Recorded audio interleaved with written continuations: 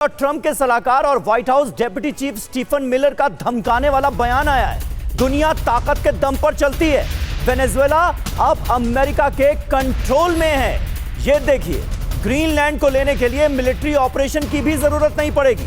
अमेरिकी सेना के सामने कौन खड़ा होगा, ये स्टीफन मिलर कह रहे हैं। सीधे सीधे तमाम देशों को चुनौती देते नजर आ रहे हैं। ये चुनौती कोलंबिया के लिए भी है, ये चुनौती तमाम लैटिन अमेरिकी देशों के लिए। सीधे सीधे अमेरिका अब तमाम देशों को धमकाता नजर आ रहा है। और यही अमेरिका मनीष जाकर यूएन में कहता है कि हमने कोई कब्जा थोड़ी कर लिया, हमने कोई जंग थोड़ी छेड़ दी, बचा क्या है। बिल्कुल, देखिए जिस तरह से इस वक्त अमेरिका के राष्ट्रपति डोनाल्ड ट्रंप और उनके सलाहकार, उन्हें तो बस यही लगता है कि वो अब दुनिया के शहंशाह बन गए।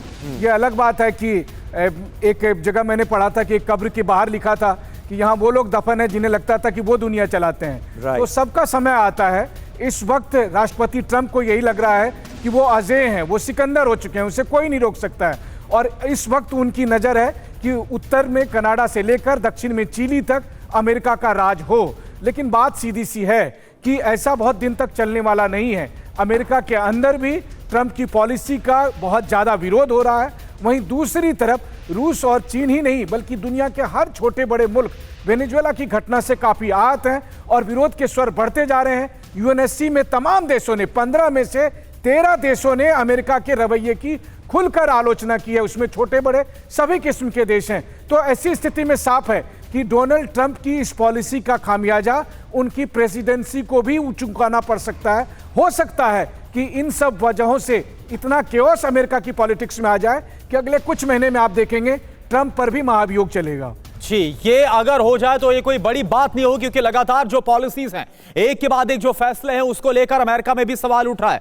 एक और बड़ी खबर क्या है, ब्रिटेन की संसद में उठा है मादुरो का मुद्दा। ब्रिटिश सांसद ने अपहरण पर सवाल उठाए हैं। ब्रिटिश पीएम और उनकी पत्नी को उठा लिया जाए। पीएम को उठाने पर ब्रिटेन क्या करेगा, कुछ इस तरह से तर्क दिया गया, उदाहरण दिया गया। ब्रिटेन के विदेश मंत्री ने कहा मादुरो और ब्रिटिश पीएम की तुलना नहीं की जा सकती है। और वहीं देखिए, कोलंबिया के राष्ट्रपति की ट्रंप को चेतावनी सामने आई है। अमेरिकी धमकियों का असर नहीं है। अमेरिका ने हमला किया तो हम जंग लड़ेंगे, ये कहा है पेट्रो ने। ट्रंप ने धमकी दी तो दोबारा हथियार उठाऊंगा, ये कहा है पेट्रो ने अमेरिकी धमकियों को सुनने के बाद।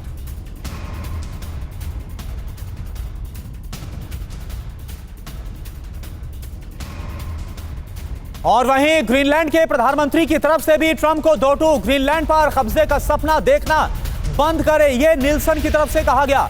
धमकी, दबाव और कब्जे की बातें मंजूर नहीं है।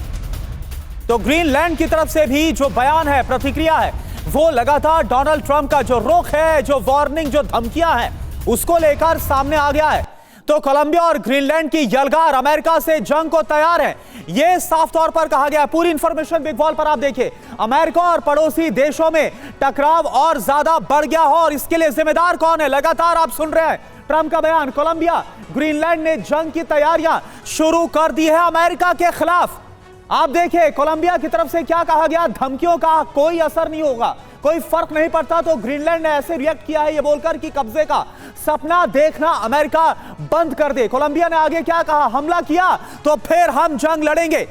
ग्रीनलैंड की तरफ से कहा गया कि दबाव और कब्जे की बातें बिल्कुल भी मंजूर नहीं होंगी। कोलंबिया, यूएस के सामने घुटने हम नहीं टेकने वाले। तो ग्रीनलैंड का रिएक्शन, धमकी देना बंद करे डोनाल्ड ट्रंप। तो आप देखिए ये जो मौजूदा हालात है वो इस वक्त नजर आ रहे हैं, टेंशन और ज्यादा एस्केलेट हो रही है, खासतौर पर लैटिन अमेरिकी क्षेत्र में।